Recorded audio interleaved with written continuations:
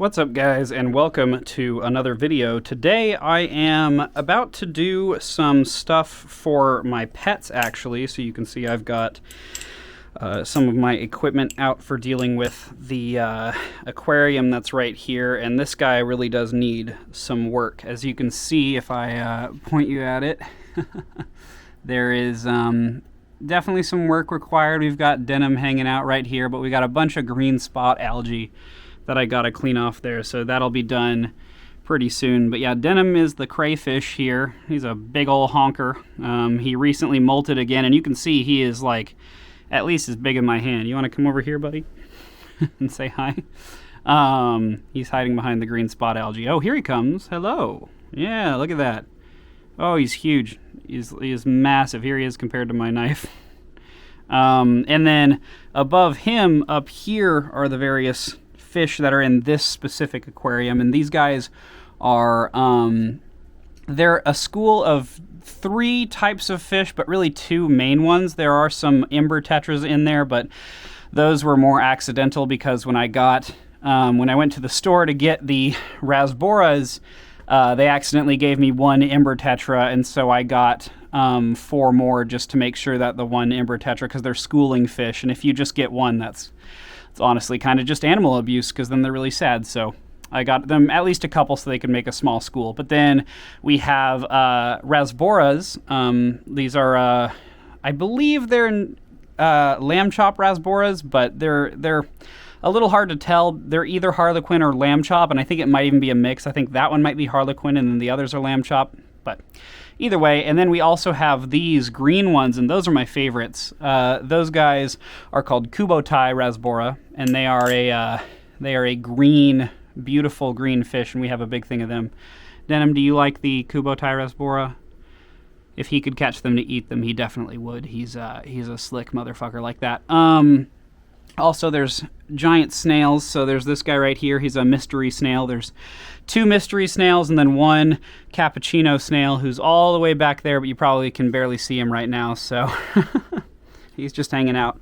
But yeah, I actually finished work earlier today. So I did a gig for Chick-fil-A, interestingly enough. It was literally just recording like a little interview of some people from Chick-fil-A. So there's that. They didn't burn me at the stake, thank goodness. And then, yeah, I brought my my atropos kirat along, because this is just really a good EDC knife for me. Like when I'm working, sometimes this is going to be the one that I'm carrying. But I got off relatively early, so I went and had lunch with my husband, and now I'm home, and I'm going to do some work on the aquariums. So that seems like a lot of fun. I actually so the problem with crayfish, like stinky old Denim here, is that crayfish will eat literally anything that they can. Like if you put something into their aquarium, you just have to assume that that thing will die, and like be okay with that. So most of the fish are too small and too fast for him to really catch and eat, which was on purpose, and they all swim very high, so they avoid him. But in general, like plants and stuff, I can't put any plants in there, even though I do stock it with plants sometimes. But if you put a plant in there, he will eat it, like absolutely. So I actually got some of these, which are going to be some fake plants. I'm not a big fan of fake plants, but you know, with him, I kind of have to.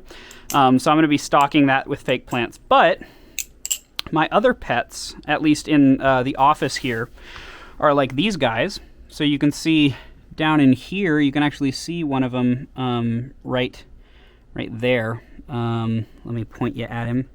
These are my Isopods, and the ones in here are called Magic Potion Isopods. So you can see they're this really pretty white, and they've got speckles on them, so they've actually got like black and yellow speckles. Hi, Penny. Penny is down here, and she is jealous. Are you jealous? Yes. So they've got white and black speckles, which is pretty freaking cool. And if I actually pop the lid on this one, I can show you guys. Right now, it doesn't seem like there's a lot in here, but actually you can see there's one back there. There's one down here. And if I turn over this, you see a number of them. So there's a baby right there, and then we've got a couple more right here running around. So yeah, these guys are doing very well in their little habitat here. I'm going to do a little bit of maintenance, but they've got mosses and stuff that they're living with, so that's these isopods. And then in the other enclosure, the one next to this, I actually have an even cooler set of isopods, but they're a lot shyer.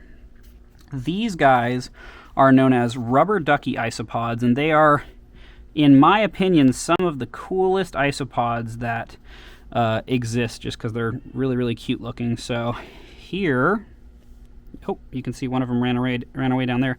Here, you might be able to see a couple rubber ducky isopods. So you've got a couple in there, and you got this guy right here. And there's actually, I've seen a couple juvenile rubber duckies in here as well, which is extremely exciting because that means that they're actually breeding. Oh, that one's going for a run. But you can see they've got a little yellow face, and that's why they're called rubber ducky isopods, because they kind of look like a rubber ducky. So big fan of these guys, but they're a lot shyer than the other isopods. I am going to also be redoing their enclosure because some of the moss down here and up there didn't do too well, so I'm going to replace it with a better species of moss that'll do a lot better. And then finally we have the main tank, which is this one right here, at least in terms of ones that are in my office. So you can see it goes from up there, you look down, it's this big old vivarium that I created that has live plants all over it. It has isopods in it. It has both Magic Potion and Armadillidium cluggy, which are called Montenegro clown isopods. And then, of course, you have the main boy right here. If I can get him to come to me. Hey, buddy. Oh, don't be like that, Taco. There we go. So this is Taco. Takoyaki. He is a good lizard. And he's a stinky boy, aren't you? Yes, stinky man. So yeah, Takoyaki is a gargoyle gecko.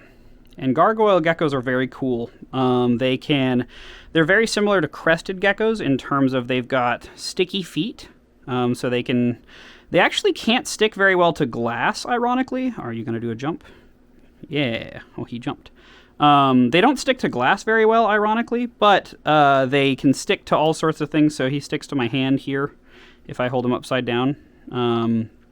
And he's got these beautiful orange stripes along his back. And what's interesting about these guys is they can actually change color as well. So let's see. I think he's going to jump. Are you going to jump? You look like you want to jump. There we go. Yeah.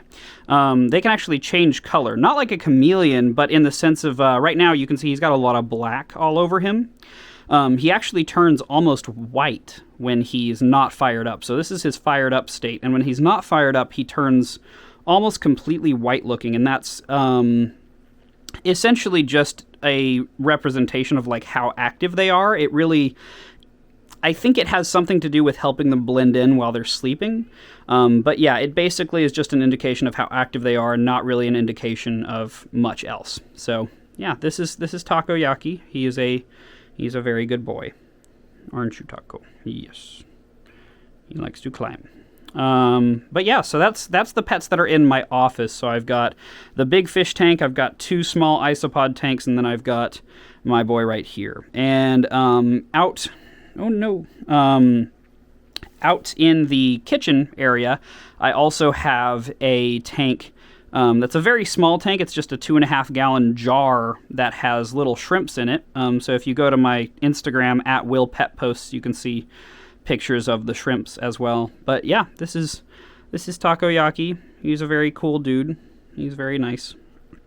And I'm really happy. I was really happy to get him because the orange stripes was just something I was looking for, that I was really excited for. So, yeah.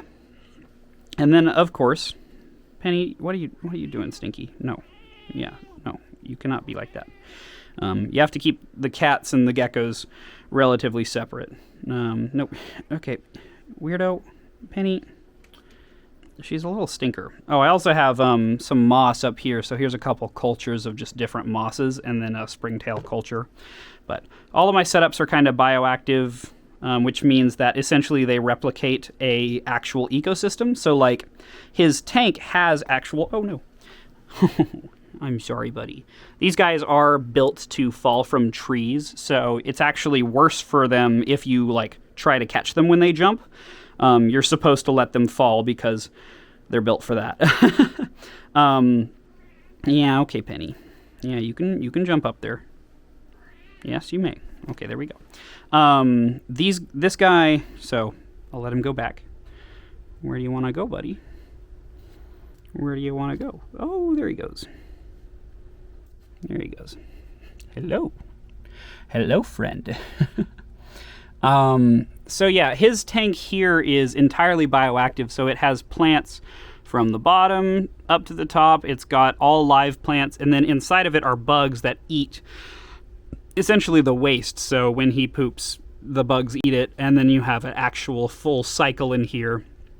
And then the bugs poop, and that turns into food for the plants, and it's a full working cycle. So yeah, essentially all you have to do is water and feed this tank. You do have to clean it in the sense of aesthetically you should wipe the glass and stuff every once in a while, but generally speaking, it's very low maintenance once you set up a tank like this. It's very, very easy to care for because the tank kind of cares for itself to a degree. So, I don't know. I thought that was pretty cool. I hope you guys enjoyed that. I know Penny did, didn't you, Penny? Yeah. Yeah. You're so weird, you know. Why are you so weird? Yeah, that's right. But yeah, so that's my various pets. I'm gonna go ahead and get to taking care of them now.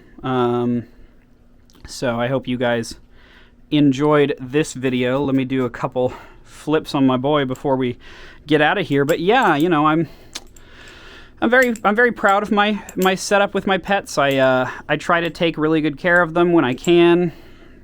You know, I try not to have any pets that I can't take good care of, and I'm really proud of what I've kind of created. So I hope that I can make this tank look even better too, because as I said, right now it's a little bit dirty, but you can see Denim in there he's doing just fine. You want to fight? Hey, you want to fight, bro? Bro, you want to fight? I think he wants to fucking fight. Penny, I think he wants to fight. Damn, bro. Damn, bro, you want to fight? Damn, bro. And there goes Penny running underneath me. If you have cats and you flip Balisongs, you get very used to having to like stop your trick just in the middle, or like if you're in a combo, you just stop it instantly because cats love to come stand under you. It's the weirdest thing. They're so strange. They just love to come and stand directly underneath you and be like, "Hey, I'm here now. Pet me." Or drop a knife on me. Either would work. I just want to be entertained. And you're like, I'm not going to drop a knife on you. No, stop. You're stupid. That's stupid. And that's cats. They love it.